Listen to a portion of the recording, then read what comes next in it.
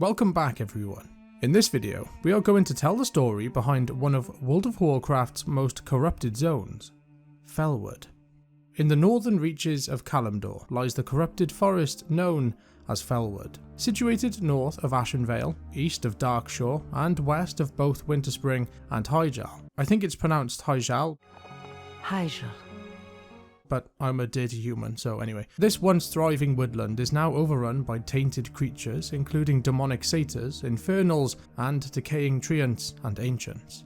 The land has been cursed since the Third War, and ever since then, dedicated volunteers from the Tauren and the Night Elves have been fighting tirelessly to heal it. However, Felwood was not always this blighted place, and today we will unravel the story of how it fell into darkness. The ancient history of Felwood is shrouded in mystery. For much of its existence, Felwood remained a relatively unremarkable place, its story only becoming significant during the events of the Third War, a tale we will come back to later on. But long before that, around 15,000 years prior to the opening of the Dark Portal, the supercontinent known as Ancient Kalimdor was ruled by the Trolls. Among these various tribes, the most reclusive were the Dark Trolls, who lived underground and emerged only under the cover of night. Unlike their kin, these Dark Trolls settled near the Well of Eternity, a lake of scintillating energy made from the very lifeblood of Azeroth's world soul located at the heart of Kalimdor. Living so close to the well, and its radiating arcane energies, the Trolls found themselves being transformed in profound ways. The Dark Trolls grew more intelligent, their forms sleeker, and their minds sharper. They developed a new language and turned away from old traditions, choosing instead to worship a new deity, a loon, known to us as the Moon Goddess, whom they believed was linked to the well's magic. Through their communication with a loon and the discovery of ancient Titan relics, they learned the name of their world, Kalimdor, meaning land of eternal starlight.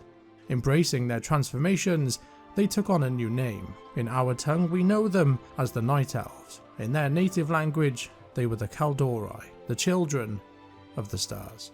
As the Kaldorei expanded their land, they encountered powerful nature spirits, including the demigod Cenarius. Seeing potential in this new race, Cenarius taught them the ways of the natural world, hoping they would become its protectors. And from there, the Night Elf civilization thrived, establishing a new capital, Alundris, known as Eye of Elune, on the banks of the Well of Eternity. Mastering the magic it provided, they built grand temples and cities, and their society advanced rapidly. In this age of prosperity, the beloved Queen Azshara ascended to the throne, ushering in an era of glory for the Kaldorei Empire. It was during these golden years, Felwood was little more than a dense, untouched forest. To the Trolls and the later Night Elves, it served only as a quiet route around the base of Mount Hyjal. Yet, even in its obscurity, Felwood would one day become the setting for a far darker story. For thousands of years, the Night Elves pursued even greater power. The upper class, known as the Highborn, grew arrogant and isolated, convinced of their superiority. Queen Azshara, herself a Highborn, encouraged this obsession. Delving into the secrets of the Well of Eternity, they hoarded its magic, distancing themselves from their kin. As their reckless use of magic intensified, the Highborn became corrupted, addicted to its power. Their magical tampering rippled into the dark corners of the universe, the twisting nether, and caught the attention of the Burning Legion, a vast army of demons led by the Dark Titan Sargeras. Seduced by promises of even greater power, Queen Azshara and her followers agreed to summon the Legion into Azeroth. Worshipping Sargeras as a god, to fulfill their pact, the Highborn opened a massive portal within the Well of Eternity, allowing the Legion to invade. The ensuing conflict saw demons ravage Kalimdor, reducing Night Elf cities to ashes. Some Highborn, like Xavius, gave themselves entirely to the Legion, undergoing the transformation from their intelligent and noble forms into twisted, demonic satyrs. Despite their valiant efforts, the Kaldorei struggled to repel this demonic onslaught. Ultimately, Malfurion Stormrage dealt a decisive blow. In a desperate battle, he caused the Well of Eternity to collapse. The collapse of the Well of Eternity caused a world-altering catastrophe, known as the Great Sundering, an event that completely shattered the supercontinent Kalimdor. The seas flooded in, breaking Kalimdor into fragmented continents. Though the forested land at the base of Mount Hyjal survived, it remained relatively unremarkable, fading into obscurity as the world moved on. Just before the well's destruction, the legendary night elf Illidan Stormrage, Malfurion's brother, secretly collected 7 vials of its waters, believing that a new source of power would be essential if the demons ever returned. Illidan sought to create the second Well of Eternity. Illidan made his way to the lake atop of Mount Hyjal, one of the few bodies of water left untouched by the war. There, he began pouring the vials into the lake, which quickly began to take on the properties of the original Well of Eternity. By the time he was halfway through, his actions were discovered by the other Night Elves, who were horrified to realize what he was attempting. When they tried to stop him, Illidan unleashed magical flames, killing many of his kin. Even the contents of 3 vials were enough to transform the lake into a new well, and thus a second Well of Eternity was created, containing much of the same potent and dangerous magic as the original. To protect and contain its power, Malfurion and the remaining Night Elves, with the aid of the dragon aspects, planted a world tree on top of the new well. The great dragon, Alexstrasza, grew the new world tree, Nordrassil, from a single acorn of the lost mother tree, Gurhania, planting it in the waters of the newly restored Well of Eternity atop of the sacred Mount Hyjal. She blessed the tree with strength and vitality, which extended to the Night Elves themselves. But Alexstrasza wasn't the only dragon aspect to bless the tree. Ysera's blessing linked the tree and the elven druids to the Emerald Dream, allowing them to enter her realm freely without the need for arduous meditation. The most significant blessing, however, came from Nozdormu, who ensured that as long as the tree stood, the Night Elves would remain immortal. This granted them both longevity and a powerful incentive to defend the tree from any threat. The Night Elves soon settled around Nordrassil and the lush forests that surrounded it, making it their new home, and thus the forested land at the foot of Mount Hyjal began to flourish with life, with Night Elves patrolling the area to protect their sacred realm. It remained in this blissful, peaceful state until the events of the Third War on Azeroth. 10,000 years later, the Dark Portal was opened, unleashing the Orcish horde onto the continent known to us as the Eastern Kingdoms. This land bore the brunt of the bloodshed during the First and the Second Wars, while Kalimdor remained largely untouched. In the years leading up to the 20th year after the portal's opening, dark forces across the world began to plot for domination, including the rise of the Lich King and his Scourge army. The details of the Scourge and the following Scourging of Lordaeron are not particularly central to our tale today, and we have already covered them in our account on the Plaguelands. For those interested, you can refer to the portal below for more information on those events. It was during the Scourging of Lordaeron that Arthas led the Scourge south to Dalaran, where the Lich, Kel'Thuzad, obtained Medivh's powerful spellbook. Armed with this knowledge, Kel'Thuzad completed a summoning ritual to bring forth forces of the Burning Legion once again, and after 10 millennia, the Demon Lord, Archimonde, and his infernal legions emerged once more. Dalaran was merely a stepping stone in the Legion's grand plan. Following Kil'jaeden's command, Archimonde and his demons travelled west to Kalimdor, intent on destroying Nordrassil, the World Tree. By destroying the World Tree, the link granting the Night Elves their immortality would be severed, which would allow the Burning Legion to finally defeat their eternal adversary. The Burning Legion descended upon Kalimdor, pressing forward toward Mount Hyjal. However, they encountered fierce resistance from the native Night Elves, who bravely defended their sacred homeland for the second time. Lord Archimonde soon realized that overcoming these determined defenders would not be an easy task. The prospect of the battle ahead served as a bitter reminder of the defeat he had endured 10,000 years ago. To weaken the Night Elf defences, he ordered the corruption of the forests that surrounded the base of Mount Hyjal, hoping to sap the strength of the Night Elf protectors. The Burning Legion turned to a powerful Nathrezim for this grim task. The Dreadlord, known as Tichondrius, was appointed to spearhead the invasion of Kalimdor and to weaken the Night Elf's defences at the foot of the mountain. The story of Felwood now reaches its climax with the introduction of one of Azeroth's most powerful artifacts, the Skull of Gul'dan.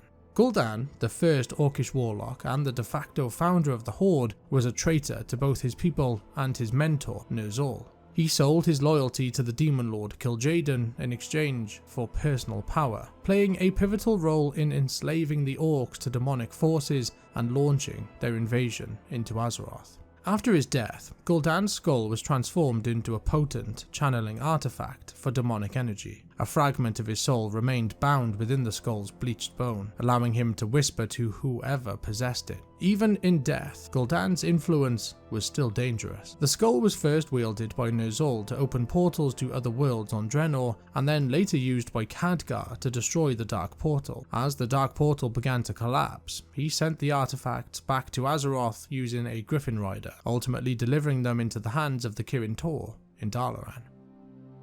The Skull of Gul'dan was then stolen years later during the Siege of Dalaran by the Dreadlord Tichondrius. Tichondrius used the powerful Warlock artifact to corrupt the forests surrounding Mount Hyjal, transforming them into a wicked and twisted landscape. The Dreadlord who commands this undead army is called Tichondrius.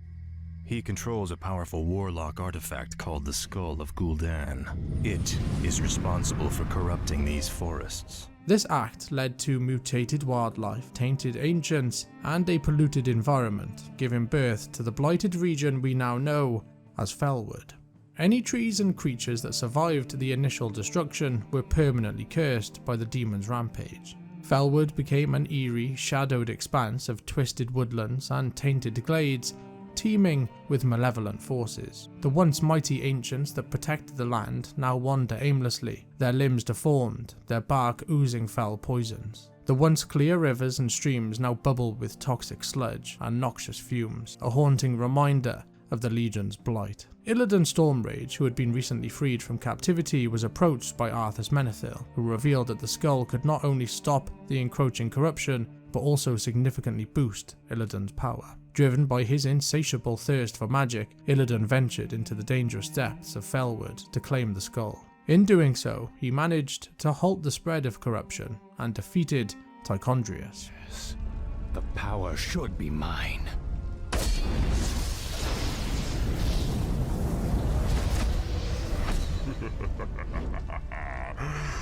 Now I am complete.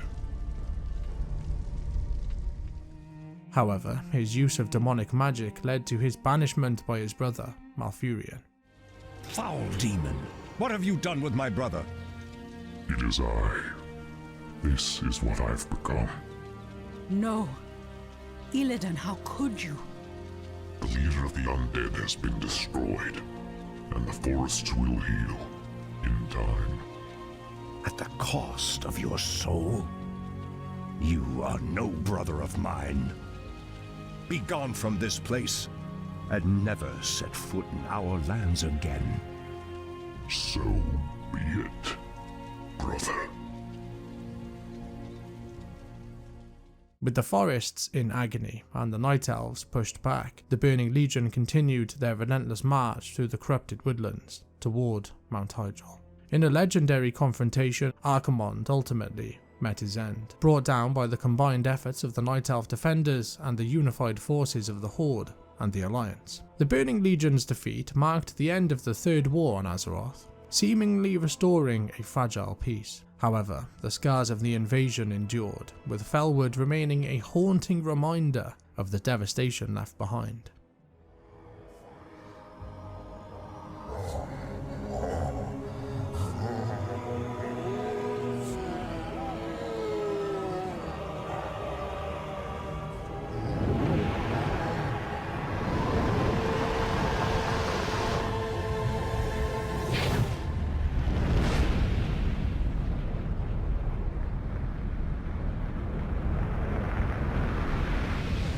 Despite the forests being devastated during the Third War, the indomitable spirit of Azeroth's people endured. As expected, forces from across the world ventured deep into the woods, determined to heal the land and cleanse its corruption. And since then, Felwood has been a land torn by conflict, where numerous factions clash in a desperate effort to heal its corrupted lands. The Emerald Circle has established several outposts throughout the forest, showing their ongoing dedication to purging Felwood of its taint. The Alliance, the Horde, and the Cenarian Circle each set up their own encampments to support this mission. Notably, the Druids had successfully cleansed a part of northern Felwood known as Whisperwind Grove, important as it contained an uncorrupted moonwell. Outside Bloodvenom Post, Altsober Rage Totem and the Dryad Kelnir Leaf Song fought to reclaim the outpost after it was lost due to the disastrous experiments of the mad scientist Winner Hazard. At the Emerald Sanctuary, Greta Mosshoof led efforts to repel the remaining demons, particularly the Satyrs, corrupted night elves who had remained in Felwood after the wars. Meanwhile, Den Mother Ulrissa opposed Dala Drilldozer's horde goblins in the Iron Tree clearing, believing their resource gathering efforts had undermined the druids' work to restore the forest. On the side of darkness, Xavathras led the demonic satyrs from Jadefire Run, while deep in the shadows of the Shadow Hold, Lord Banehollow, leader of the Shadow Council, awaited any bold adventurers who dared to challenge him. The demon Xavaran sought to sabotage the Emerald Circle's efforts from within, while the demon hunter Feronas Sindweller, a former student of Illidan, continued his master's mission to hunt down the remaining demons of Felwood. Talonbranch Glade slowly expanded into a fortified Alliance outpost, reinforced by the Worgen, while Iron Tree Clearing served as the sole Horde base in the zone. The presence of these rival factions had fueled ongoing tensions as they both vied to restore or exploit Felwood's remaining resources, and doing so whilst both battling the lingering demons. Despite the valiant efforts of Azeroth's heroes to purify the tainted forest of Felwood, there remains one race that is still deeply attuned to the agony and despair seeping from its corrupted trees: the Timbermaw Furbolgs. Furbolgs are a towering, bear-like race known for their simple-minded nature found throughout the world of Azeroth. These resilient beings stand as the forest's oldest guardians, their spirits bound to the very soul of the woods, hearing every whisper of pain that echoes through its twisted branches. When the Burning Legion's corruption seeped into the sacred forests of Kalimdor, many Furbolg tribes succumbed to its dark influence. I know those Furbolgs. They escaped from Ashenvale when the corruption started to spread. Perhaps they did not escape the corruption after all. However, amidst the chaos and the madness, the Timbermaw tribe resisted, retreating to the safety of the Timbermaw Hold, which can be reached via northern Felwood. They survived the onslaught, yet were powerless to stop the forest they cherished from being twisted into a dark, festering shadow of its former beauty. Even after Illidan Stormrage consumed the source of the corruption, the Skull of Gul'dan, and then vanquished the demon leader Tichondrius, the taint still lingered, leaving their sacred woodland scarred forever. In present day, the Timbermaw are very wary of outsiders, fearing that strangers may mistake them for their corrupted kin and attack them. Yet they understand that isolation is not enough to endure. Those who venture into northern Felwood and prove their worth to the Timbermaw will discover that the tribe holds friendship above all else. Though they possess no glittering treasures, the Timbermaw Furbolgs are rich in shamanistic traditions. They are skilled in crafting armor from hides and proficient in the healing arts. They'll gladly share their knowledge with those who earn their trust. The Timbermaw's deepest wish is to end the suffering of their corrupted brethren and find a way to heal the land scarred by Felwood's corruption. They dream of the day when the ancient forest will once again be filled with peace. And that dream, unfortunately, remains elusive. For the Alliance, the Horde, and the Timbermaw Furbolgs alike, the hope that Felwood might one day return to the serene, peaceful forest of legend is nothing more than a distant wish.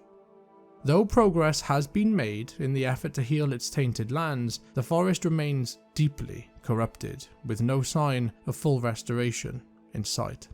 And so, the story of Felwood remains one of unending struggle. Once a serene woodland at the foot of Mount Hyjal, it was then twisted into a nightmarish landscape by the dark magic of the Burning Legion. The noble efforts of the Alliance, the Horde, and the steadfast Timbermaw Furbolgs to cleanse the corruption have seen glimmers of hope, yet the scars of war run deep. The woods are still haunted by the shadows, their air heavy with the echoes of demonic taint. For every step forward, the forest fights back, resisting the light that seeks to reclaim it. As the ancient trees whisper their sorrow and the tainted earth groans beneath the weight of its curse, Azeroth's heroes continue their battle. But for now, the twisted heart of Felwood beats on, its secrets still shrouded in darkness, waiting for those brave enough to face its depths.